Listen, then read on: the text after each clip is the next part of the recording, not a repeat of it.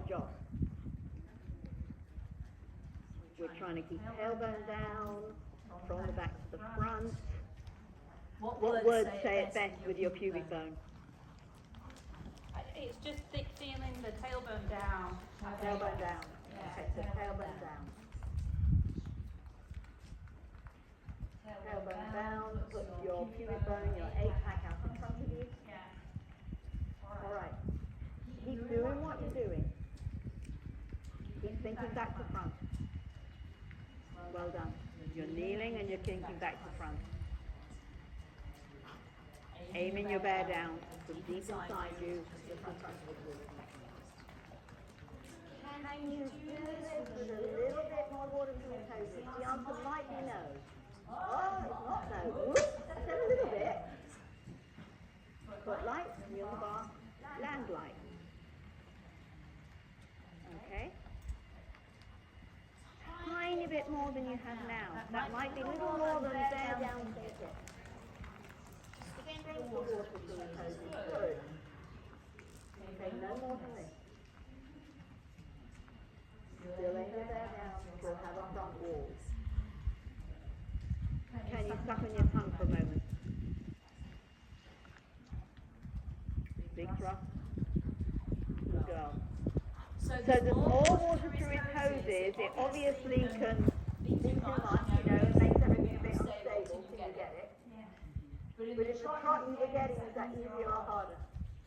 I think a little bit easier. Yeah. I mean, I think if you can get to the and we really mean get more clever about how you go a little more, honey. Because he thought you went boom bang, right? You didn't mean to, but he thought you did.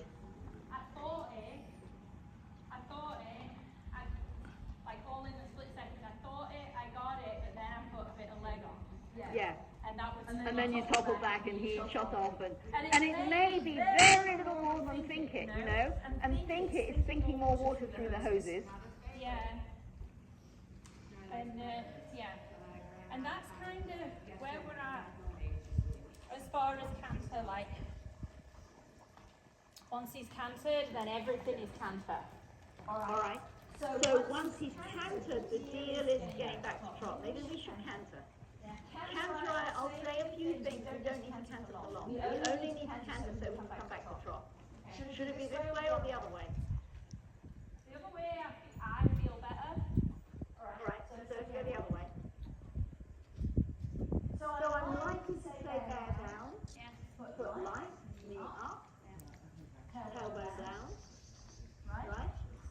And then we only do half a circle. Can you start your trot as if you weren't going to canter? Like you're just thinking trot thoughts. Knee on the bar, foot light, 5 snug. Good. Tailbone down. Okay, a little bit more water. But keep your thighs on. That's enough. Thighs on, knee up, knee on the bar. That's it. Good fix. Okay, can you canter to this trot? Okay, bum down, bear down. Alright, back to trot. Okay, thigh on, thigh on, thigh on. Feel like you're gripping. Good, that was easy.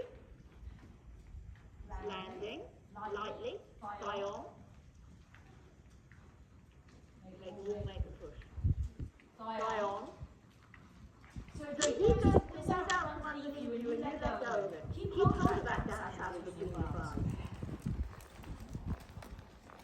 You keep hold of the saddle, you keep hold of him. Good. Foot light, thighs on, feel like you're gripping. Well done. Do you want to canter again, or do you want to just say, oh, okay? So I'm thinking that was different to normal. Yeah. So, and I also forgot to mention we were giving lessons as well. So took him out and like Right. so he's kind of got to Good job. go. Yes. I think he shouldn't be a canter lesson unless you really know your person and it's private. Yeah, no, not at all. Okay. So what he does is he goes canter to trot, rock your back, whiz off, and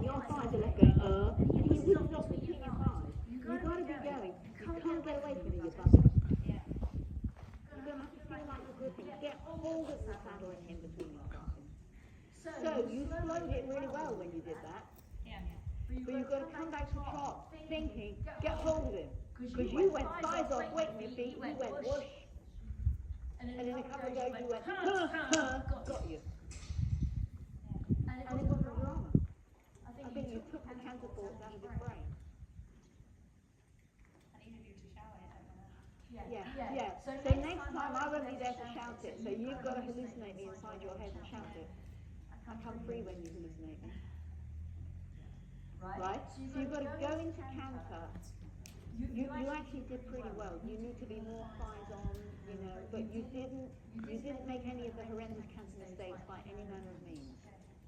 So if he's a -8, to get the whole thing in the positive, you have to be a +9. Yeah? If he was a -3, you then have to be a +4. If he didn't go to minus, your life will be easy, relatively. And we'd be looking for how do you make it more positive. Yeah? So you haven't quite got enough rightness to really slow him down yet, but you stay with him well. I think you should do little bits of canter like that, knowing you're really doing it to practice to come back to trot. And you have to learn all your trot stuff all over again in that more difficult situation, and that's always very good for you. It makes what you were doing seem easy. Well done. You've done a good job. Yeah, you have done a good job. It's a very good 3 days' work. Well done. And I hope it's shown to you that biomechanics rules. Oh, yeah. So I guess the only other question that I really have, just real quick, is like how do you begin to instruct this to beginners? Well, I can't talk about that now. You can ask me a little bit in the workshop. There will be a teacher training in New Orleans this time next year. If you come to another riding clinic before then, that would be really good. I mean, or two if you can make it happen. Because you're coming into it with more clarity in your own body.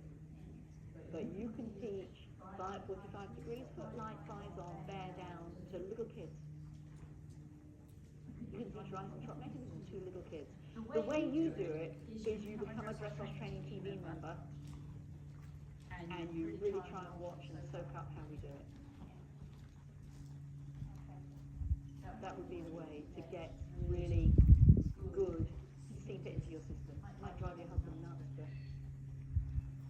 Thank you. Alright, are you here for the workshop or are you heading straight No, on? I'm here for the workshop.